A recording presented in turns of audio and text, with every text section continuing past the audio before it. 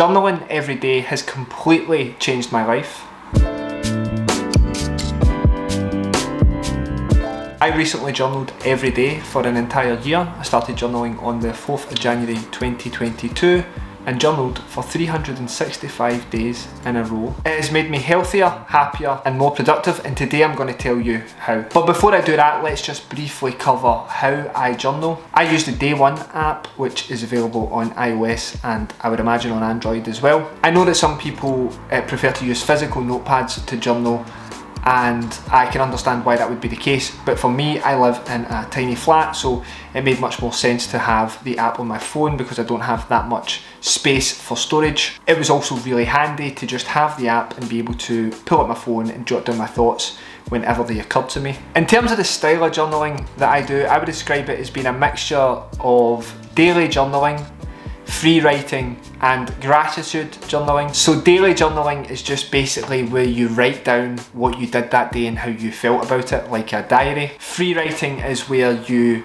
write down thoughts that are in your head in a kind of stream of consciousness style writing, just to get them out of your head and onto a sheet of paper, or a virtual sheet of paper in this case. And I always finish by writing 3 things that I am grateful for that day, and I'll talk a little bit more about that. Let's go through the main ways that journaling made me healthier, happier and more productive. Like a lot of people who will be watching this kind of video, I try to meditate to clear my mind and to make myself feel calmer and just generally better in everyday life. Sometimes I struggle to settle into a meditation because my thoughts are so busy. I'm thinking about what I've got to do that day, what I've already done that day, something that happened 10 years ago. Before I settle down to meditate, sometimes I will open up the Day One app and just write down everything that's taking up space in my head at that moment in time, which really helps to organise my thoughts, clear my head, and makes the process of settling into a meditation a lot easier. Another way that journaling has improved my mental health is just that general organisation of my thoughts.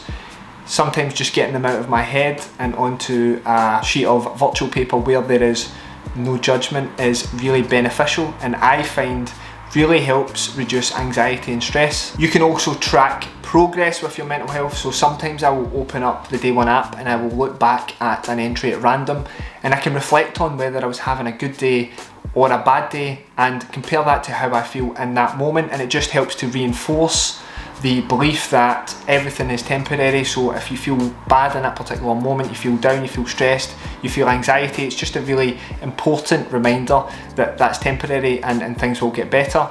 I found long term that has had a massively positive impact on my mental health. Finally, as I mentioned earlier, one of the things that I do at the end of every entry is write down 3 things that I am grateful for that happened that day. Studies have linked practicing gratitude with increased levels of optimism, happiness and better relationships, and I can say for certain that it has increased my baseline of my mental health and I feel a lot better generally when I do it. Journaling is a great way to keep yourself accountable, particularly when it comes to positive habits. So at the start of the year, the start of the month, start of the week, start of the day, whatever, you say you're going to do a certain amount of things. When you journal at the end of that day, you can write in your journal whether you managed to get to the things that you said that you would do. If you said that you would get up at a certain time, said you would go to the gym, said you would read a chapter of your book, do a particular work task, whatever, you can give yourself an opportunity to reflect on whether you were able to do those things, and if not, why not? And trust me, it's really hard to make excuses to yourself.